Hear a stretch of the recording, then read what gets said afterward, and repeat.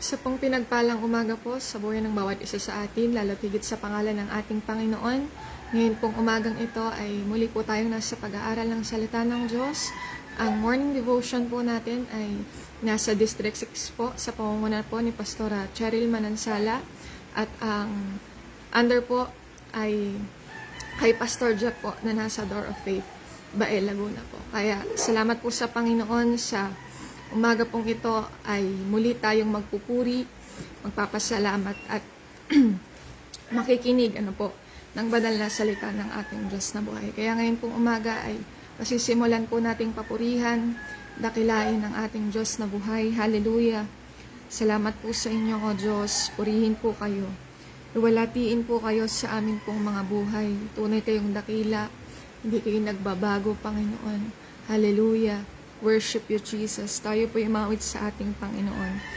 Pagising sa umaga, naaalala ka. Nasasabik ang puso ko na makapiling ka. Umaawit, sumasamba, sumasayaw sa'yo. Naghihintay ng pangusap mo. Pagising sa umaga, naaalala ka. Nasasabik ang puso ko na makapiling ka. Umaawit, sumasamba, sumasayaw sa'yo. Naghihintay ng pangusap mo. Ayaw kong magkulang ng kapangyarihan mo. Ayaw kong magkulang ng kabanalan mo. Jesus, dakila ka, tanging sandigan ko. Lakas ko ay nanggagaling sa'yo. Ayaw kong magkulang ng kapangyarihan mo. Ayaw kong magkulang ng kabanalan mo. Jesus, dakila ka, tanging sandigan ko. Lakas ko ay nanggagaling sa'yo. Lakas ko ay nanggagaling sa'yo. Ang lakas ko ay nanggagaling sa'yo. Hallelujah! Pinupuri po namin kayo, O Diyos. Patuloy po namin kayong dinadakila. Tunay nga ang Panginoon ang aming kalakasan. Ang aming buhay ay nanggagaling lamang sa inyo. Kaya ngayong umagang ito, Panginoon, sa muli po naming pag-aaral ng inyong mga salita, patuloy niyo po kaming samahan. Abutin kami ng inyong mapagpalang mga kamay, Panginoon. At ang inyong mga salita ang maging kalakasan, inspirasyon, Panginoon, sa aming buhay pagsunod at paglilingkod po sa inyo. Nasan man kami naroon, Panginoon, na naman ang aming sitwasyon, kayo po ang patuloy na aabot sa buhay ng bawat isa po sa amin. Patuloy na tago niyo po ako sa inyong likuran at kayo lamang mapakahayo at madakila sa aming kalagitnaan.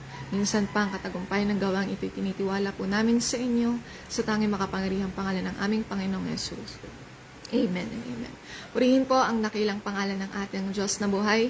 Ngayon pong umaga pong ito, salamat po sa Panginoon dahil muli tayong nasa gawain ng Diyos upang mag-aral po ng Kanya pong mga salita. Ang atin pong pag-aaralan ay matatagpuan po sa aklat po ng Lucas. Ang kabanata po ay 6, ang talata po ay 46 hanggang 49. Sa book of sa Luke chapter 6 verses 46 to 49. Ito po ang sinasabi po ng salita po ng Diyos.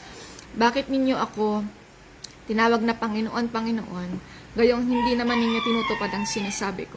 Sasabihin ko sa inyo, kung ano ang katulad ng taong lumalapit sa akin, nakikinig sa aking mga salita, at nagsasagawa ng mga ito.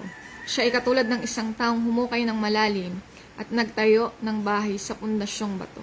Nang bumaha at bumugso ang tubig, hindi natinag ang bahay na itinayo, sapagkat matibay ang pagkakatayo nito. Ngunit, ang nakikinig naman ang aking mga salita at hindi tumutupad nito ay katulad ng isang taong nagtayo ng bahay nang walang pundasyon. Nang bumaha at bumugso ang tubig sa bahay na iyon, kaagad itong bumagsak at lubusang nawasak. Purihin po ang pagkabasa ng salita po ng Diyos. So, kung mababasa po natin sa aklat po ng Mateo chapter 7, verse 24 to 27, doon po natin makikita kung saan ang isang matalinong tao ay nagtayo ng kanyang tahanan sa isang batong pundasyon, kung saan dumaan yung bugso ng hangin, yung bagyo, pero nanatiling matatag yung bahay. At yung isa naman na hangal na nagtayo ng kanyang tahanan sa buhanginan ay pagdating ng bagyo, bumugso ang malakas na hangin at ulan, ay agad na nabuwal. So sa umaga pong ito, ang pag-uusapan po natin ay build your foundation of faith wisely. Kinakailangan ma-build natin yung ating pundasyon ng pananampalataya ng may katalinuhan. So sa atin pong buhay, pagsunod at paglilingkod, kinakailangan talaga yung pundasyon natin sa paglilingkod, yung pundasyon ng ating pananampalataya ay firm. Kinakailangan ay maging matalino tayo kung paano natin ito itatayo. So may ilang bagay po tayong pag-uusapan on how we build our foundation of faith wisely.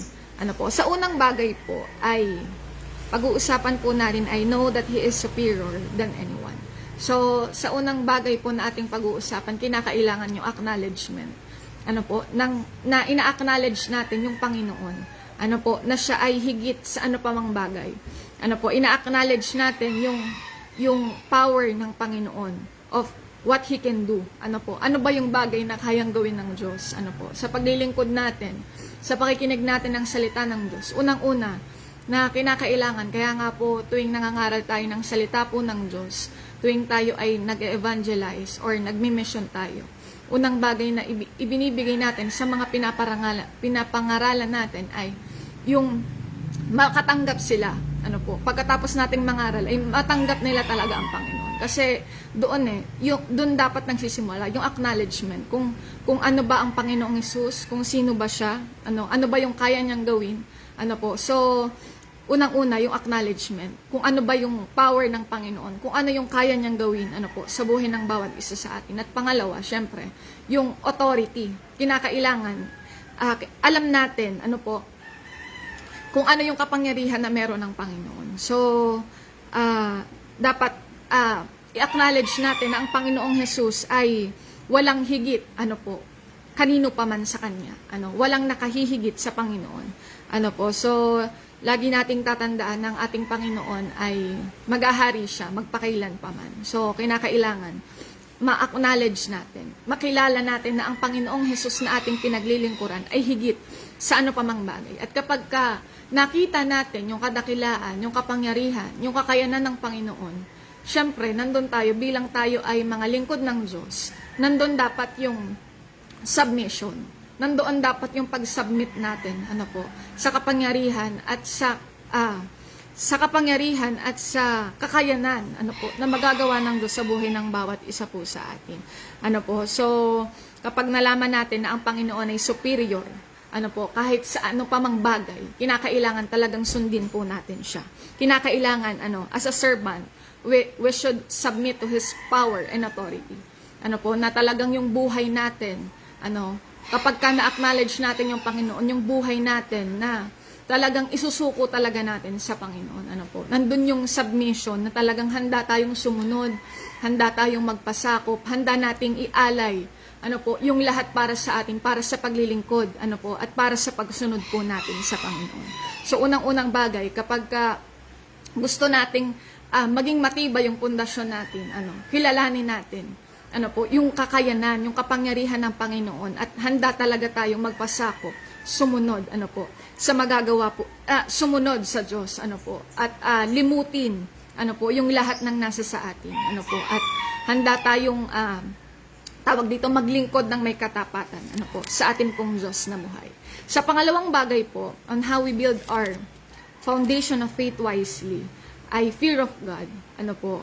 So, hindi lang natin nakikita dapat yung kapangyarihan ng Panginoon, hindi lang natin nakikita yung kakayanan na kayang gawin ng Diyos sa atin, kung hindi, dapat ay may takot din tayo sa Diyos. Sabi nga po sa Proverbs 8 verse 13, the fear of the Lord is to hate evil, pride, and arrogancy, and the evil way, and the froward mouth do I hate.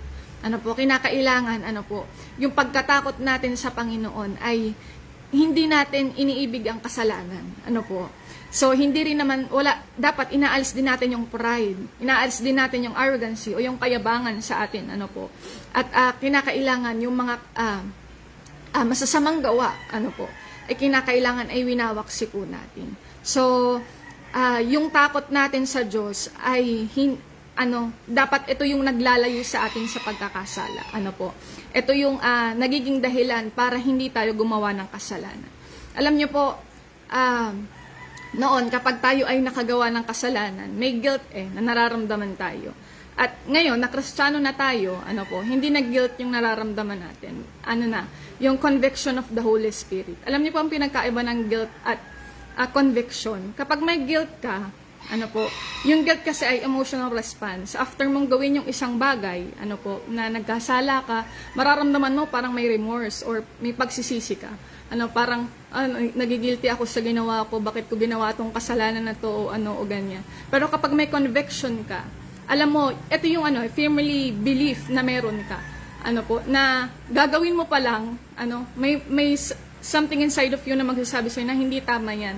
Na ito dapat yung gawin mo o ganyan. Alam niyo po yun. So, sa atin, kapag may takot tayo sa Panginoon, nandun yung conviction na magsasabi sa atin na hindi mo dapat yan gawin.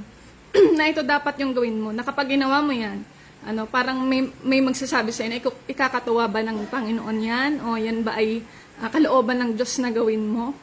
So, sa ating paglilingkod sa Panginoon, kinakailangan, as a Christian, nandoon yung conviction of the Holy Spirit na nasa sa atin. Kasi, nandoon din yung takot na tayo ay hindi, nandoon yung takot natin sa Diyos na tayo ay gumawa, ng mga bagay na hindi naman kalooban ng Diyos para po sa atin. So, sabi dito, if you fear the Lord, you are also afraid of sinning against Him. Kapag tayo ay may takot sa Panginoon, tayo din ay natatakot na gumawa ng kasalanan ng laban sa Kanya. Kaya kinakailangan sa pagsunod natin, kinakailangan ay may takot tayo sa Panginoon.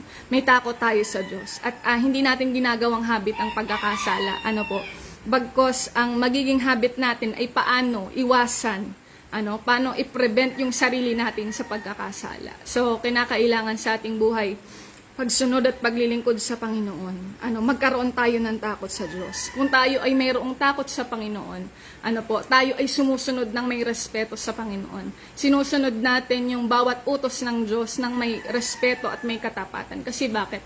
Meron kang takot sa sarili mo na dapat hindi ito yung gawin mo kasi hindi ikatutuwa ng Diyos kapag ginawa natin itong bagay na ito. So, dapat ay hindi natin bina-violate yung law o yung kautusan ng Diyos kung hindi dapat tayo ay sumusunod ng may pagkatakot sa ating Panginoon. Purihin po ang Diyos. Sa pangatlong bagay po na atin pong pag-uusapan on how we build our foundation of faith wisely ay yung pag-ibig natin sa Diyos. Yung love of God. Hindi lang tayo sumusunod dahil may takot tayo sa Diyos, kung hindi sumusunod tayo dahil meron tayong pag-ibig. So, we should obey out of love. Kapag tayo ay sumusunod ng may pag-ibig sa Panginoon, kahit mahirap na bagay, gagawin natin para sa Diyos. Kahit na parang hindi mo kayang gawin dahil para sa Panginoon, dahil inutos ng Diyos na gawin natin, ay gagawin natin. Kinakailangan sumusunod tayo rin ng may pagkatakot at lalo't higit may pag-ibig sa ating mga pagsunod. Sabi dito, minsan ay hindi pag-ibig yung nag-uudyok sa atin sa pagsunod na lang po minsan, kapag minsan ay responsibilidad na lang, sasabihin natin, ay lagi ko naman tong ginagawa, o lagi ko naman tong parang routinary. Tuwing Sunday, ito na yung gagawin ko. Tuwing may service, ito yung gagawin ko. Ganto, ganyan. Nasasanay ka na. Pero yung pag-ibig ay, alam niyo po yun, naglalaho. O nawawala na. Pero dapat ay hindi po. Dapat yung pag-ibig natin sa Diyos, the more na tayo ay mas tumatagal, sa paglilingkod, the more na lumalalim yung ating pag-ibig para sa Panginoon. So, kinakailangan, tayo ay naglilingkod, ng may pag-ibig, sabi nga dito, dapat yung paglilingkod natin ay driven by love, yung ating pagsunod, sinasabi nga na kinakailangan ibigin natin ang ating Diyos. Sinasabi sa Matthew 22 verse 37, love the Lord your God with all your heart, your soul, and your mind. Kapag iniibig natin ang Diyos, natatakot tayo na hindi magawa, yung kalooban niya para po sa atin. Na masabi, na parang, alam mo sa sarili mo na, Lord, ito yung kalooban niyo para sa akin. Na kapag hindi mo nagawa, parang nandun yung yung talagang, tawag dito, natatakot ka na hindi mo magawa yung isang bagay. Kasi nga, nandun yung pag-ibig mo, sa Panginoon. So, kapag iniibig natin ng Diyos, ang lahat ng mahirap na bagay, sa ating pagsunod ay nagiging madali na lang. Kasi nga bakit? Kapag nga ang isang tao ay may iniibig, ang isang tao ay may nililigawan, kapag gustong-gusto niya isang tao, kahit na anong hirap mang gawin yan, mapasagot niya lang yung iniibig niya, igagawin niya. Kahit na pinakamahirap na, tawag dito, pinakamahirap na gustong ipagawa sa kanya, gagawin niya talaga. Kasi bakit? Iniibig niya eh. So, ganun din tayo sa Panginoon. Anumang bagay ang nais ng Diyos na gawin natin, o kalooban ng Diyos, o yung bagay na inilalagay sa atin ng Diyos, gawin po natin ng may pag-ibig. Kung ano man yung pinagkatiwala sa ating ministeryo, maliit man na ministeryo yan, tagalinis man ng church, tagaayos ng upuan, mga paghayo, pagtugtog, pangangaral ng salita po ng Diyos, lahat ng bagay na ginagawa natin para sa Diyos, gawin po natin ng may pag-ibig. So, gaya na lang ng pag-ibig na ibinigay sa atin ng Diyos. Yung pag-ibig na ibinigay niya sa atin na tinubos tayo sa kasalanan, binigay ng Diyos yung kanyang kaisa-isang anak upang tayo ay tubusin sa ating pagkakasala. Ganun yung pag-ibig unconditional. So, kinakailangan, ganun din yung pag-ibig na ibigay natin para sa Panginoon. Para sa Diyos, sa ating paglilingkod ay magawa talaga natin na tayo ay sumunod ng meron pong pag-ibig. Sa pang-apat po na bagay, na atin pong pag-uusapan ay kinakailangan on how we build our foundation of faith wisely ay humble heart. Kinakailangan meron tayong humility. So sabi nga po sa Isaiah chapter 66 verse 2, God delights with a humble heart. Ang Panginoon ay nalulugod, sa may mababang puso o sa may mababang kalooban. So kung ang kapwa-tao, kapag ikaw kapwa-tao, nakamit ka ng isang taong napaka-baba, ibig sabihin napaka-humble, natutuwa ka na parang, itong taong ito, napakaraming achievements, napakaraming gantong bagay, o alam niyo, malayo na yung narating, pero napaka-humble. Parang ikaw natutuwa ka bilang kapwa-tao. Di lalo tigit, po ang ating Panginoon, kapag nakikita niya, yung kanyang lingkod ay merong pagpapakumbaba. Kinakailangan ay bilang lingkod ng Diyos, bilang mga ginagamit ng Panginoon. Ito yung dapat na meron tayo. Yung kababaan ng loob, yung humble heart, yung humility, na kinakailangan ay talagang nasa sa atin o nagmamanifest sa atin. So, hindi natin, hindi natin iniisip na kapag tayo ay matagal na sa pananampalataya ay mas sigit tayo sa iba. O hindi natin iniisip na ako, mas marunong ako dyan, o mas magaling ako dyan tumugtog, o ganito, o ganyan. Dapat the more na tayo ay ginagamit ng Diyos, the more na tayo ay tinataas ng Panginoon, mas nandoon yung kababaang loob. Mas nandoon yung humble heart na nasa sa atin. Kasi, sabi nga pride goes before destruction. Yung pride, o yung kayabangan, o yung alam niyo po yun, hindi nagdudulot sa atin ng magandang bagay. Yan yung nagdudulot ng pagbagsak natin, sa pananampalataya o sa pa mang mga bagay. Kaya kinakailangan, na mas lalo tayong magpakumbaba. The more na ginagamit tayo ng Diyos in His ministry, in the expansion of His kingdom, dapat mas lalong nandoon yung ating kababaang loob, sa pagsunod sa Panginoon. So, Ang Panginoon ang may likha ng lahat ng bagay, ano.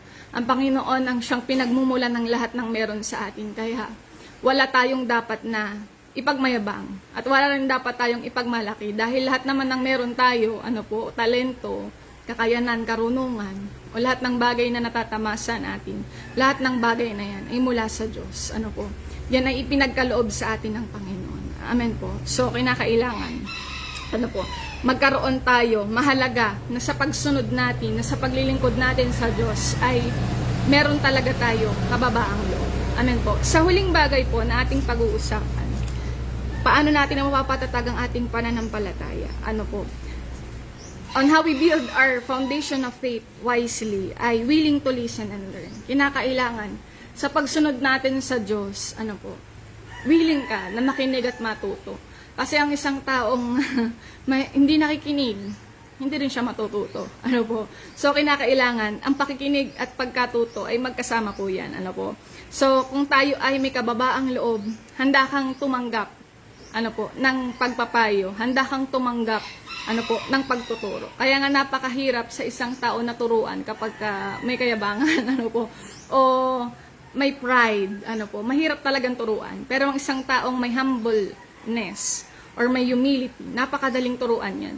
Kahit pa sabihin ng isang tao na ito, mas matalino sa akin to o ganito o ganyan, ano po. Kahit paanong talino ng isang tao, kapag yan ay marunong tumatanggap ng pagtuturo, eh mas lalong dadami yung kaalaman niya.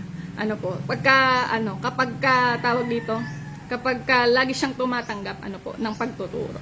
So, dapat ay handa tayo laging makinig, ano po, at lagi tayong matuto. So, kapag tayo ay sumusunod, kapag tayo ay nakikinig at natututo, so, kinakailangan, ano po, nandun yung ating pagsunod na. Nandun na yung ating pagsuko, ano po, ng buhay sa Panginoon. So, sabi nga dito, in order to obey, you must listen, ano po. So, kinakailangan nating makinig. May mga pagkakataon na sa pakikinig natin ay talagang sabi nga, ang katotohanan, masakit yan eh. Ano po, kapag tayo tinuturuan, minsan masakit para sa atin. Ano po, na tayo ay turuan ng ating mga tagapanguna, na tayo ay ituro sa atin yung tamang dapat natin gawin. Minsan may sakit kasi may mga bagay tayong kailangan alisin, may mga bagay tayong kailangang iwanan, ano po. Pero alam niyo po, kapag tayo ay nakinig at tayo ay sumunod, makikita natin yung bagay na inihanda ng Diyos para po sa atin. Ano po. So, kinakailangan nating makinig at matuto. Kaya sinasabi sa Juan, ano po, yung isang puno, kinakailangan dumating siya sa pagtabas.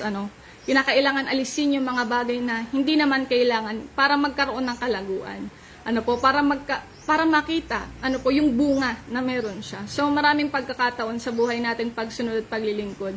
Kapag nakikinig tayo sa mga payo at natututo tayo, ano po, may mga pagkakataon talagang merong mga bagay na kailangang alisin ng Diyos na, kinakailangan talagang alisin ng Panginoon para tayo ay makasunod. So, sabi dito, in order to obey, ano po, dapat ay matuto rin po tayo. Sa mga pinakikinggan natin, hindi lang basta ito narinig natin.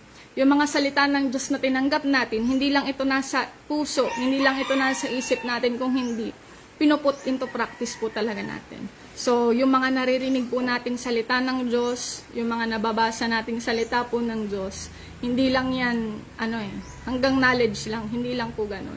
Kung hindi, dapat yan ay isinasabuhay po natin.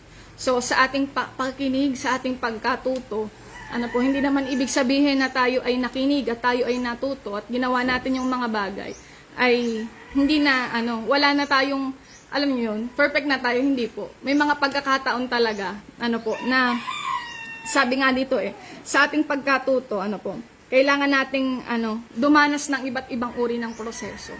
May mga proseso tayong kailangang, pagdaanan, para talaga tayo ay matuto. At yung mga proseso na yon, na inihanda para sa atin ng Diyos, ay talagang kinakailangan po natin. So, darating tayo, sa mga sitwasyon na parang, Lord, parang hindi, parang, alam niyo yun, pero, sabi nga, dyan tayo matututo sa bawat sitwasyon na pinagdadaanan po natin. Minsan darating tayo sa mga pagsubok, sa mga pagbagsak, pero, diyan tayo tinuturuan ng Panginoon. Kaya kinakailangan, paano natin mabibuild yung ating pundasyon ng may katalinuhan, pundasyon ng pananampalataya ng may katalinuhan ay kinakailangan talaga na sa una pa lang matuto tayong makinig. Kaya nga sinabi ng salita ng Diyos dito, nakikinig at nagsasagawa ng kanya pong mga salita. Alam niyo po, kapag naisabuhay natin itong mga puntos po na ito, mahihirapan ang kaaway na tayo ay magapi. Kasi bakit? Yung foundation na meron tayo ay firm. Na talagang yung pundasyon na nang simula tayo ay makakilala sa Panginoon ay tawag dito, na-build natin ng maganda. Ibig sabihin ay unang-una pa lang, yung motibo natin sa pagsunod, amen po, ay na-build natin ng maayos. So, be wise, building your foundation. Nasa atin kung paano natin itatayo yung pananampalataya na meron po tayo. Nasa atin kung paano natin gagamitin, yung mga bagay na narinig natin mula sa salita po ng Diyos. So, hinakailangan maging matalino tayo sa pagtatayo ng pundasyon. Kung ang pundasyon na nasa sa iyo ay puro kabaliktaran, na pinag-aralan natin ngayon, ay mahihirapan talaga tayong tumayo. Kagaya na nga ng sinabi ng salita ng Diyos, dito, na para tayong, isang tawag dito, isang tao na kung ang ating kaisipan ay, ang ating motibo sa pagsunod sa Diyos ay taliwas sa salita ng Panginoon, para lang tayong isang taong mangmang na nagtayo ng bahay sa buhangin na bumugso ang malakas na hangin at alon at nabuwal. Pero kung ang ating pundasyon ay nakaayon, sa salita ng Diyos, nakasalig, sa sinasabi ng Panginoon, talagang ang pundasyon natin ay matibay.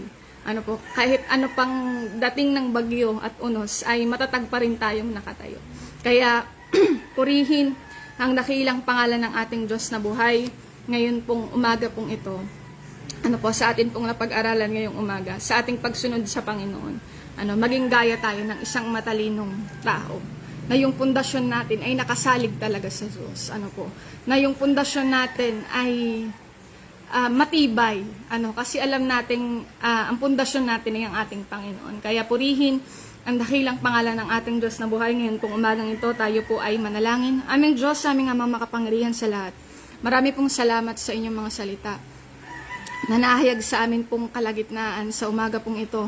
Patuloy po kayong kumilos sa buhay ng bawat isa po sa amin. Panginoon, abutin nyo kami, Panginoon, naman ang aming sitwasyon, Panginoon, at tulungan nyo kami, Panginoon, na yung aming pundasyon ng pananampalataya ay mas maging matibay, Panginoon. At hindi kami basta magapi, Panginoon, at hindi kami basta malinlang ng kaaway, Panginoon, sa amin pong pagsunod po sa inyo. Kaya naman ngayong umagang ito, salamat po, Panginoon, dahil alam namin sa buong maghapon na daraan, sasamahan nyo kami, tutulungan nyo kami, at iingatan nyo kami saan man kami paroroon, Panginoon. Kami man ay papasok sa school, Panginoon, magmiministeryo, magmimisyon o gagawa, Panginoon, para sa inyo. Tulungan nyo kami at samahan nyo kami, Panginoon. Salamat po, O Lord. Muli sa araw ng bukas, idako nyo kami, Panginoon, sa inyong gawain at muli kaming mapalakas ng inyo pong mga salita. Kaya naman, Panginoon, pinupuri po namin kayo, pinasasalamatan sa pangalan ng aming Panginoong Yesus. Amen and amen. Tapos na po ang ating gawain. Sa Diyos po ang pinakamataas na pagpupuri. Pinagpalang umaga po sa bawat isa.